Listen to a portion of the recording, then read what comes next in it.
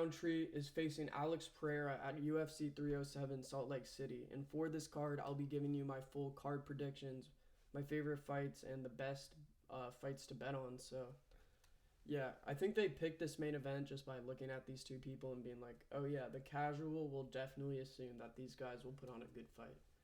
And I agree with them. Everyone's counting out Khalil Roundtree, and even though I don't think he's winning, spoiler alert, it will still be entertaining. So let's just hop right into it. Tim Means versus Court McGee.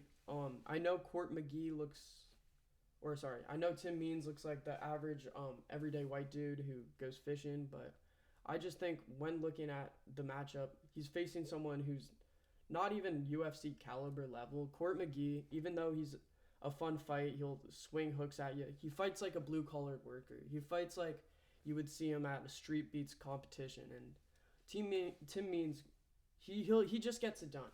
He'll use his wrestling to control the pace most of the time. He's pretty dominant there, and he's just shown many times again where he can get past guys like Court McGee. So I think this is a very easy pick. Tim Means, yeah, by decision. It doesn't really matter. It's fucking prelims, but Tisa Pennington versus Carla Esparza. Tisa Pennington, I think, is Raquel Pennington's wife, so I'm gonna be going Carla Esparza. Now, Tisa Pennington, I'm gonna be honest. I don't know anything about either of these fighters. I know Carla Esparza puts on a boring fight or two every once in a while, and she's a great wrestler who can submit. So that's good enough for me. Tisa Pennington, now that she has Raquel Pennington as her wife, who's the champion, I don't think money's as much as an issue as it used to be. So I think the motivation for her has gone down. I think she's the one who's staying at the house while Raquel Pennington's hitting pads, doing all the champ work. Tisa's in there slaving away at the children. So I just think Carla, it's her retirement fight. And if she doesn't win, that's really fucking embarrassing. So she just fought Zhang Weili. If she loses to Tisa Pennington after, that's just terrible drop off. So next fight, Ryan Spann versus OSP. When looking at this matchup, I think it's very fun, and it's really hard to pick because OSP, even though he's old, Ryan Spann's been knocked out in the past like 3 fights, and he can use his long range to like fucking batter Spans. But the thing is, when Span's fighting someone who's old without that good of lateral quickness, and I know he fought Anthony Smith, went to a decision and lost, so I know you're not going to believe me, but when he's fighting someone who's slower, he's able to push the pace really well. And I think in this fight, I know he's probably scared of getting knocked out again. I think he goes after him. I think he pushes the pace, and I think he wins by just a crazy knockout in the first round. I think OSP, it'll be very similar to the Dominic Reyes fight where Spann was just completely drowning him, not letting him get any air, and just eventually landed a hook that just absolutely flatlined him. So OSP, even though he's coming off of that great win against Kennedy Nchekwu or whatever, I just think that he's really old and not as fast as he used to. But he went to decision with John Jones, so who knows? But the betting lines, I really like OSP with these betting lines. Plus 270 with a Ryan Spann who's coming off of 2 knockout losses. I see this as a 50-50 almost, but they have plus 270 at OSP, so I'm not saying that's going to hit, but I'm saying maybe that's looking good if you're trying to make profit. So keep that in mind. I hope Pateria versus Cesar Almeida. This matchup, I really like it because Cesar Almeida is going to absolutely destroy Iho Pateria. Ihor is just the average run-of-the-mill middleweight you'll see fight a Kevin Holland type of guy who will get absolutely ran through. And I think he's one of the worst, or on the worst side of those Michael Olojekcheks. Those, who else? Who else fills that void at middleweight? Yeah, just those average middleweight. I think he's on the lower end of it, and he's fighting a guy in Cesar Almeida who's training with Alex Pereira, Sean Strickland. So if you're training with those guys and lose to Ihor Pateria, I don't know what to say. So even though I think Cesar Almeida is very overrated, I think his striking's, it's definitely crisp, but over a 15-minute MMA fight, I think it's kind of limited. But I mean, he's fighting Ihor, so he's fine. So Cesar, definitely getting the win here. Next one, Marina Rodriguez versus Iseman Lucindo. Now, let me not make any false fuck, what am I saying? Not letting. I'm not gonna lie. I don't know anything about Iceman Lucindo, but I do know a lot about Marina Rodriguez. And when she fights outside the top 10, when she fights lower ends of competition with worse striking, she's able to get knockouts. She fought Angela Hill, got the knockout, but then gets up to Jessica Andrade and gets knocked the fuck out. Iceman Lucindo, even though I don't know who she is, she's definitely not Jessica Andrade. And Marina Rodriguez kicks definitely improved, and I think that she'll be able to keep her at range, just stuff takedowns and just kick her up until a decision happens, and then everyone's finally fucking free to watch something else. Next fight, Stephen Wonderboy Thompson versus Buckley. Now, Yo Cream, loved the guy, and I'm not just glazing him, but after watching his film, I'm starting to grow on him. Yo Cream, with his lateral movement, he's able to bounce left and right just really easily. And against a guy like Stephen Wonderboy Thompson, who has a lot of kicks, I think that's going to be great for him. I think closing the distance won't be a problem for him at all. Wonderboy, he's kind of old now. He's at his 40s, I think. He's kind of, I saw it in the Shavkat Rachmanov fight. He's kind of just, he's getting slower. He's not able to bounce out of the pocket as quick as he used to be. So I just think Yo Kareem, if he gets it in the fucking phone booth, him up against the fence, I just think that Buckley, with his great game planning, that's another thing. Buckley is one of the smartest fighters in the UFC. I think that's, I know that's controversial, but when you watch him, it's just really easy to see that he changes his game plan up when things are working. And Wonderboy, he's not really known for his power. He's not going to knock out Yo Cream like these other guys were doing to him. And these kicks that Wonderboy usually known for, I think that's what's going to get him in the most trouble. I think he gets hit with a big shot that sends him down, and Yo Cream gets a knockout. And I know that's crazy to say with Wonderboy only getting knocked out once by Pettis, but I don't know. I think it's a good pick because Yo Cream, with his fucking moving, his little dits and dats, bro. I think one of these wild hooks are gonna clip him, and if he just doesn't sprint at him like with hooks, I think he's good.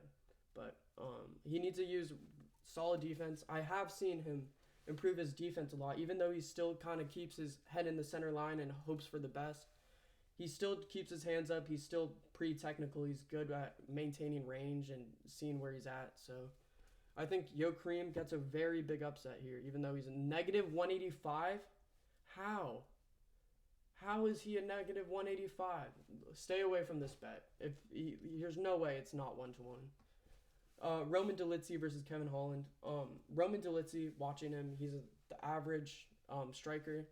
He has leg kicks. He has hooks. He has pretty okay combinations. It'll only be in 3 strikes, but it's still pretty good. And the way he gets you is just by eventual damage. He'll just slowly chip you down with his calf kicks, and I think he's able to do it against guys like Anthony Smith, who have absolutely nothing to give back to him. But Kevin Holland, when watching back his fights, I think there was a big stigma on him that he was just this guy who would go out there and just not really care, just do it for the paycheck. And after watching his last fights, I've definitely changed my opinion. He's an absolute GOAT when it comes to entertainment value and just fighting. Even though he's like getting rocked a lot of the time in the Michael Jake tough fight, he got rocked. I think that Kevin Holland is just able to like have more like power, just more pop in his shots than Roman Dolidze, who's going to be doing the same thing, very basic striking. And Kevin Holland's very explosive, and he fought at welterweight, and he's pretty much fighting at a light heavyweight guy now. So I think it's Kevin Holland just going to be easily able to land a shot on Dolidze.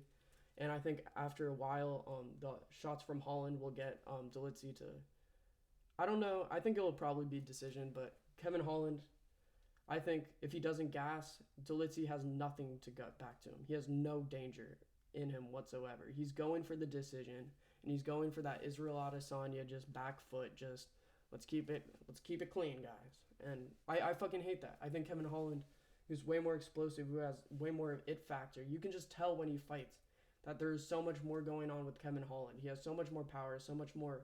I think his grappling, he'll definitely, I don't think he'll win grappling-wise against Roman Dolidze because of the size difference, but I think he's able to neutralize it if Roman tries it. So Kevin Holland, decision.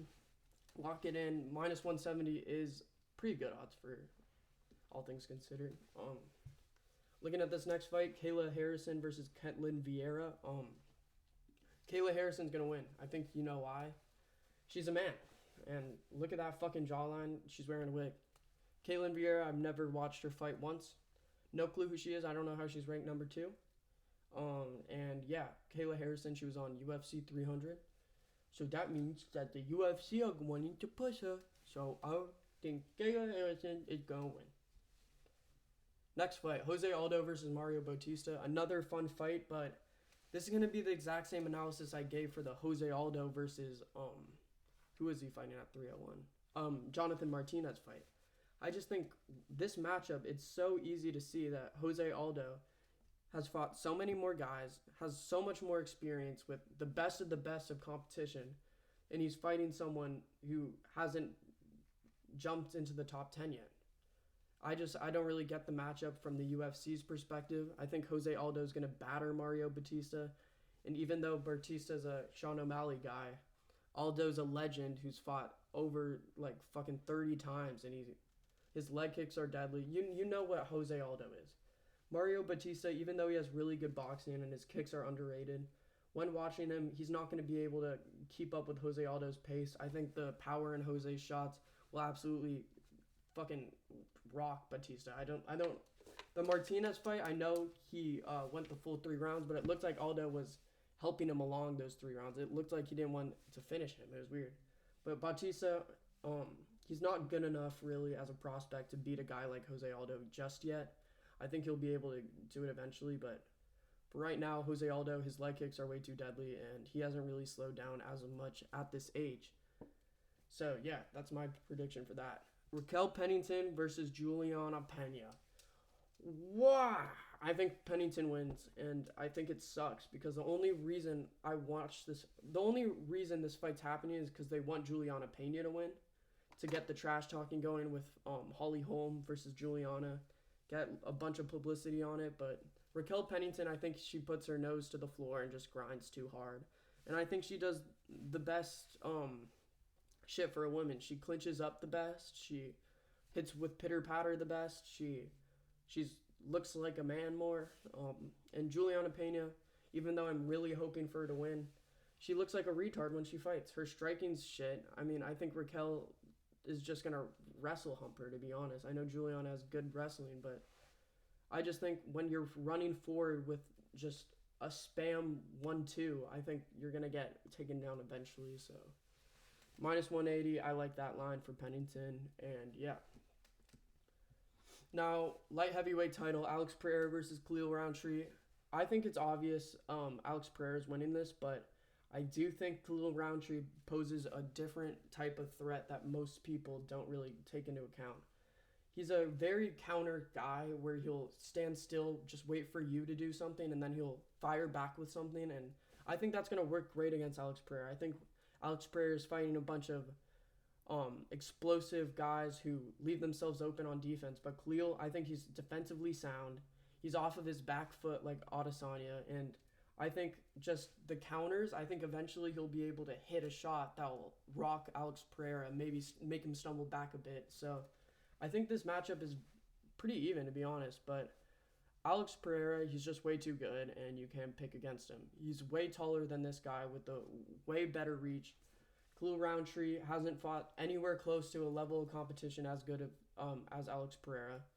And I think being the shorter guy, Roundtree will eventually have to just start closing the distance, and he'll be doing it kind of willy-nilly. And I think Pereira will eventually be able to find a shot that sleeps Roundtree. And Pereira, overall, just, you know who the fuck Alex Pereira. I don't have to explain that. Khalil Roundtree, though, defensively sound guy. I don't think he's going to wrestle at all. He said he wasn't going to wrestle, so that won't really be a factor in this fight. He's definitely not 6'1", and what else? His reach is underrated. He has like a 76-inch reach, so I think if Pereira overcommits on something. Roundtree's head movement is way underrated. He picks his shots really well. Very patient guy, and Pereira's very patient too, so this might be going above whatever the line is, but minus 455 for Pereira, I just wouldn't bet on it. It just doesn't seem smart. But those are my predictions for the UFC 307 fight card. I hope you enjoyed the video. Please subscribe on the spiel, and yeah,